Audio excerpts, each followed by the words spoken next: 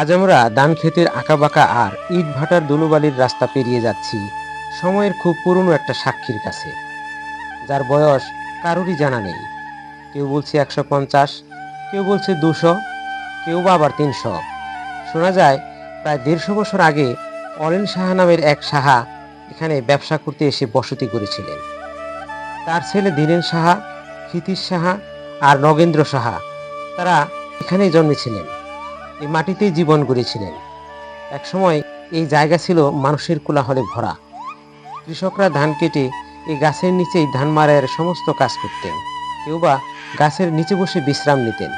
এই সাহাবাড়ির এখান থেকেই নদীপথে তারা ভাওল মির্জাপুর হাট, হাটখোলা, বড়ইবাড়ি এবং ফুলবাড়িয়ার হাট করতেন।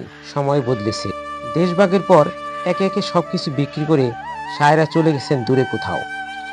মানুষ হারিয়ে গেছে, স্মৃতিগুলো মিশে গেছে মাটির সাথে।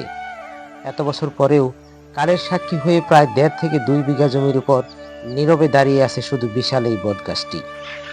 দেখে মনে হয় এখনো বুকের ভিতর লুকিয়ে রেখেছে সেই পুরনো দিনের গল্প।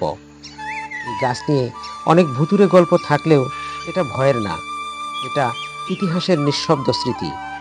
গাছটা যেন বলছে, মানুষ চলে যায়, সময় চলে যায়, কিন্তু কিছু সাক্ষী থেকে যায় যারা চুপচাপ দাঁড়িয়ে ইতিহাসের গল্প বলে যায়।